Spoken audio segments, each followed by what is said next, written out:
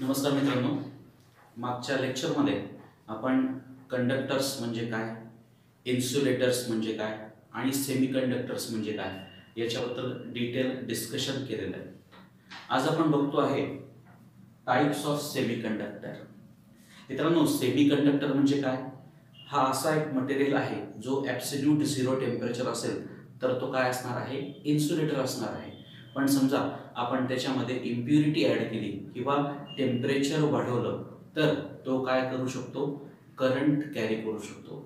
असा जो एलिमेंट आहे, असा जो सबस्टन्स आहे, त्या सबस्टन्सला आपण काय म्हणणार आहोत? सेमीकंडक्टर म्हणणार आहे. मित्रांनो, जनरली ज्या एलिमेंटचे व्हॅलन्सीज 4 असते ते सेमीकंडक्टर म्हणून काम करू शकतात. मित्रांनो, सेमीकंडक्टरचं जे इलेक्ट्रिकल कंडक्टिव्हिटी आहे ती इन्सुलेटरपेक्षा जास्त आहे आणि कंडक्टरपेक्षा कशी आहे? कमी आहे. So electrical conductivity of semiconductor lies in between insulator and semiconductor.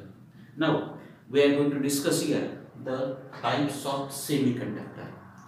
Friends, there are two types of semiconductor. First is intrinsic semiconductor and second is extrinsic semiconductor. Okay, friends, just we have discussed that semiconductor can generate electric current if we add an impurity in it or if we increase the temperature of that element. Okay, so on that basis semiconductors are classified into two types. First type is called as intrinsic semiconductor and another is extrinsic semiconductor. We can prepare intrinsic semiconductor just by increasing the temperature. We are going to see it in details. Okay, and if we want to prepare extrinsic semiconductor, we will have to add certain impurities in a parent element. Then we can prepare extrinsic semiconductor. In today's session, we are going to discuss about this intrinsic semiconductor as well as extrinsic semiconductor. Okay, let us see first intrinsic semiconductor.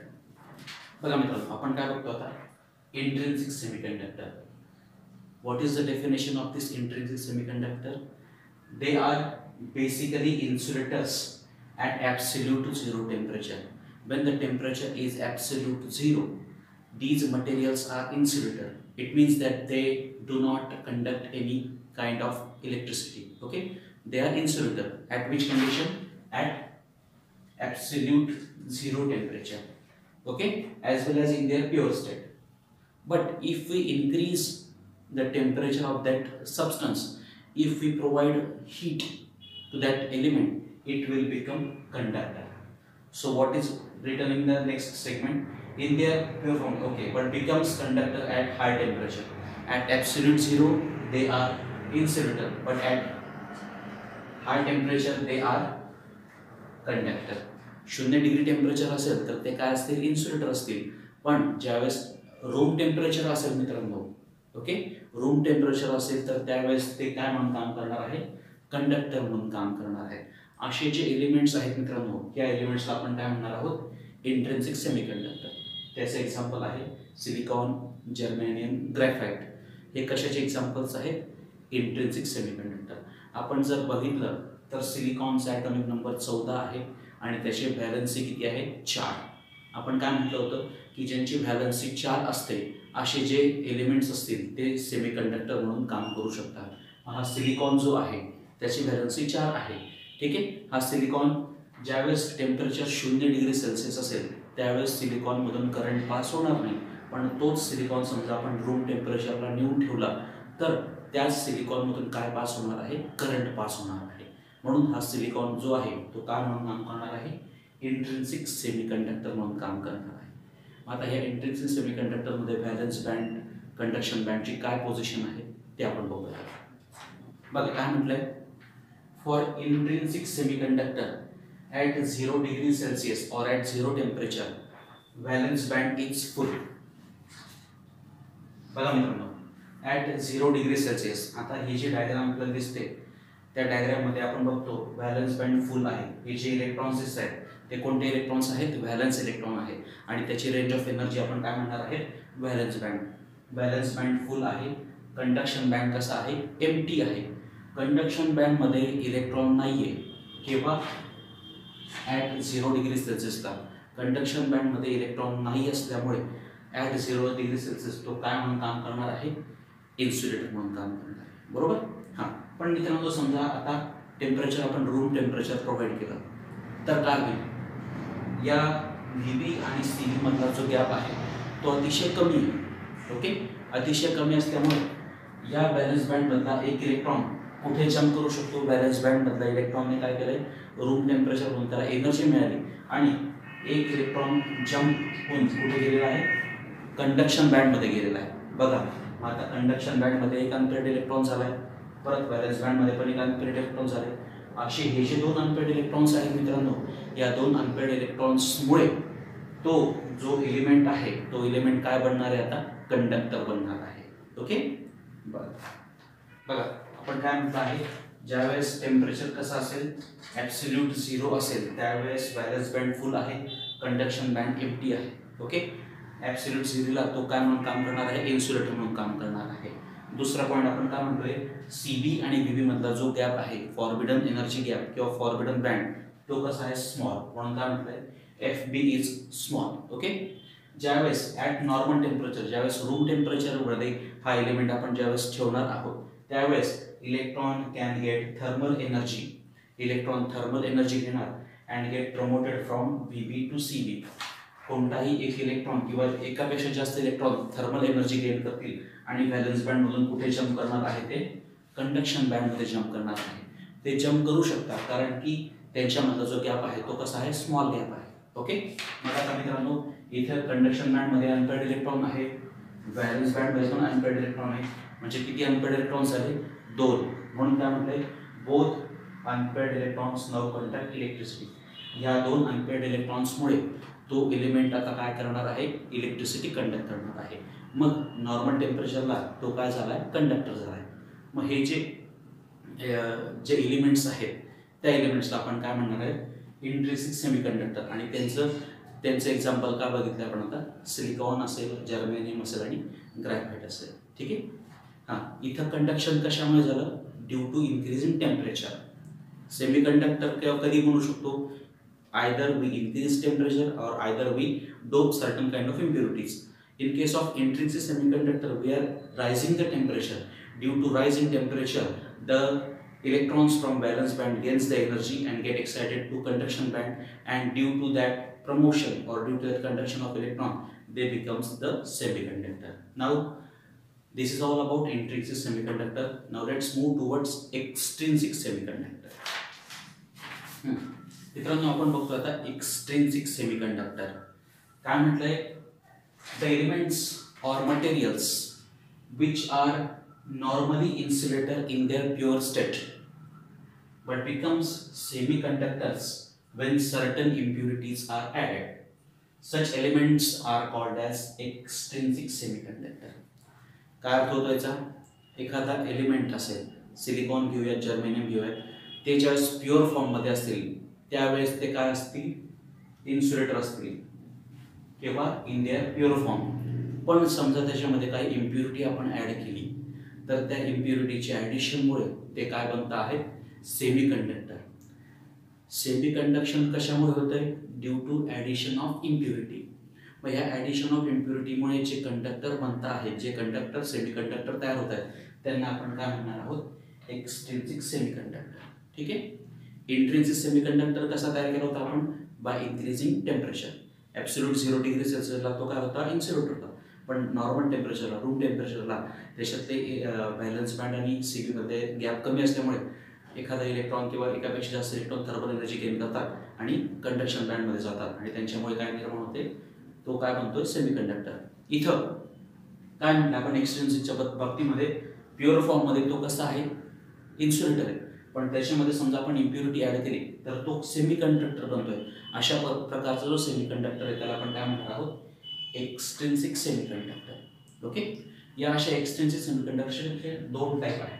पहिला आहे N type semiconductor आणि दुसरा आहे P type semiconductor. Okay. आता हा N type कसा तयार होतो, पी टाईप कसा तयार होतो त्याच्याबद्दल आपण चर्चा करूया. आता पुढे आपण बघतोय एन टाईप सेमीकंडक्टर. मित्रांनो आपण बघतो आता N type semiconductor. N type semiconductor, semiconductors which shows conductivity due to flow of excess electron म्हणजेच कोणता चार्ज, निगेटिव्ह चार्ज. इलेक्ट्रॉनवर कोणता चार्ज असतो, निगेटिव्ह चार्ज. अशा निगेटिव्हली चार्ज इलेक्ट्रॉन्समुळे जो त्या ठिकाणी करंट फ्लो झालेला आहे, अशा निगेटिव्हली चार्ज इलेक्ट्रॉन्सच्या जो सेमीकंडक्टर निर्माण झाला त्याला आपण काय म्हणणार आहोत, एन टाइप सेमीकंडक्टर. मित्रांनो, हा जो एन आहे हा एन कशासाठी आहे, निगेटिव्ह चार्ज. आणि निगेटिव्ह चार्ज कोणामुळे असतो, इलेक्ट्रॉन्समुळे. मग असे इलेक्ट्रॉन समजा कसे असतील, एक्सेस असतील. अशा ह्या एक्सेस इलेक्ट्रॉन्सच्या फ्लोमुळे जो सेमीकंडक्टर निर्माण होतोय, जो करंट तयार होतोय, त्या करंटला किंवा त्या सेमीकंडक्टरला आपण काय म्हणणार आहोत, एन टाइप सेमीकंडक्टर. परत लक्षात घेऊया, semiconductors which shows conductivity. Semiconductor हा काय दाखवतोय, conductivity due to flow of excess electron. जास्त इलेक्ट्रॉन्स त्याच्यामध्ये आहेत, त्याच्यामुळे जो करंट पास झालेला आहे, करंट निर्माण झाला आहे, त्याच्यामुळे जो सेमीकंडक्टर तयार होतो त्याला आपण काय म्हणणार आहोत, एन टाइप सेमीकंडक्टर. एन म्हणजे काय, निगेटिव्ह टाइप सेमीकंडक्टर. ओके. मग आता हा एन टाइप सेमीकंडक्टर कसा तयार करणार बघा. They are prepared by doping impurity having one valence electron more than parent atom. Parent atom मध्ये आपण काही एलिमेंट्स डोप करणार आहोत, ऍड करणार आहोत. बरं, सगळ्यात पहिले आपण बघूया डोपिंग. डोपिंग म्हणजे काय. सपोज एखादा आपण सिलिकॉनच घेऊया. सिलिकॉनचे क्रिस्टल्स ज्यावेळेस आपण ग्रो करत असतो, सिलिकॉनचे क्रिस्टलायझेशन ज्यावेळेस होत असतं, त्यावेळेस समजा आपण सिलिकॉनची व्हॅलन्सी किती मित्रांनो, 4. अशा ह्या सिलिकॉनच्या क्रिस्टलायझेशन प्रोसेसमध्ये समजा आपण एखादा पेंटाव्हॅलंट ॲटम टाकला. पेंटाव्हॅलंट म्हणजे काय, ज्याची व्हॅलन्सी 5 असेल असा ॲटम आपण त्याच्यामध्ये ॲड केला, तर ही ॲड करण्याची जी प्रोसेस आहे त्या प्रोसेसला आपण काय म्हणणार आहोत, doping. So doping is a process in which during the crystallisation of any element certain other elements are added.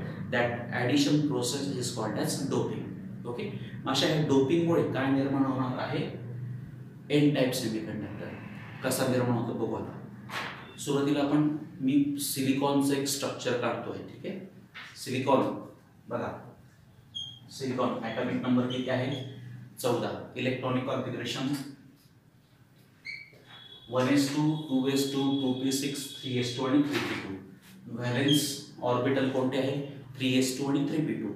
त्याच्यात किती इलेक्ट्रॉन्स आहेत, 4. म्हणून सिलिकॉनची व्हॅलन्सी किती आहे, 4. ओके मित्रांनो, हे सिलिकॉनचं स्ट्रक्चर, सिलिकॉन जो क्रिस्टल्स आहे त्याच्यामध्ये जे ॲटम्स आहेत त्याच्यामध्ये कोणते ॲटम्स असतात, सिलिकॉन्सचे ॲटम्स असतील. बघा, एका सिलिकॉनची व्हॅलन्सी किती आहे, 4. बघा 1 2 3 4. प्रत्येक सिलिकॉन किती कोव्हॅलंट बॉन्ड तयार करेल, 4. आपण जर व्यवस्थित बघितलं तर इथं प्रत्येक सिलिकॉनने किती कोव्हॅलंट बॉन्ड तयार केले, 1 2 3 4. प्रत्येक सिलिकॉनने किती कोव्हॅलंट बॉन्ड तयार केले, 4. ठीक आहे. अशा ह्या प्युअर सिलिकॉनमध्ये समजा आपण आर्सेनिक हा जो ॲटम आहे त्याची व्हॅलन्सी 5 आहे, असा आर्सेनिक आपण डोप केला तर काय होणार, याच्यातले काही जे सिलिकॉन्स आहेत त्याच्याऐवजी काय त्या ठिकाणी ॲड होणार आहे, आर्सेनिक ॲड होणार. फॉर एक्झाम्पल बघूया आता. सपोज आपण आता आर्सेनिक डोप करतोय आणि इथं सिलिकॉन जो आहे त्या सिलिकॉनच्या ऐवजी त्या ठिकाणी काय डोप झालेला आहे, आर्सेनिक डोप झाला आहे. बरोबर. आता आर्सेनिकची व्हॅलन्सी किती आहे मित्रांनो, 5. 1 2 3 4 आणि 5. ठीक आहे. आता 5 पैकी जे 4 आर्सेनिकचे इलेक्ट्रॉन्स आहेत त्यांनी सिलिकॉन सोबत काय तयार केलाय, कोव्हॅलंट बॉन्ड तयार केलाय. पण हा जो आहे हा काय आपल्या मित्रांनो, हा काय आहे, एक्स्ट्रा इलेक्ट्रॉन आहे. मग असे मित्रांनो, आता इथं आपण फक्त एकच आर्सेनिक दाखवला, पण असे ज्यावेळेस डोपिंग आपण करत असतो त्यावेळेस बऱ्यापैकी सिलिकॉनच्या ऐवजी त्या ठिकाणी काय डोप केले जाते, आर्सेनिक. प्रत्येक आर्सेनिकचे 4 इलेक्ट्रॉन्स कोव्हॅलंट बॉन्ड तयार करतील, पण 5वा जो इलेक्ट्रॉन आहे तो कसा राहतोय, नॉन बॉन्डेड राहतोय. मग ह्या इलेक्ट्रॉनमुळे जो करंट निर्माण झालेला आहे, एक्सेस इलेक्ट्रॉनमुळे जो त्या ठिकाणी करंट पास होतो आहे, त्या पास झालेल्या करंटलाच आपण काय म्हणणार आहोत, एन टाइप सेमीकंडक्टर. कशामुळे निर्माण झाला तो, एक्सेस इलेक्ट्रॉनमुळे. बरोबर आहे. हां, मग आता हा जो एक्सेस इलेक्ट्रॉन आहे मित्रांनो, हा काय करत असतो, व्हॅलेन्स बँड आणि कंडक्शन बँडमध्ये एक छोटासा एक त्याला आपण म्हणूयात एक फीड डोपंट बँड निर्माण करतो आणि तो फटकन कुठे जात असतो, कंडक्शन बँडमध्ये प्रमोट होतो आणि तो काय करत असतो, त्या ठिकाणी इलेक्ट्रिसिटीचं त्या ठिकाणी तो वहन करत असतो. ओके, अशा पद्धतीने आपण काय तयार करू शकतो, एन टाइप सेमीकंडक्टर.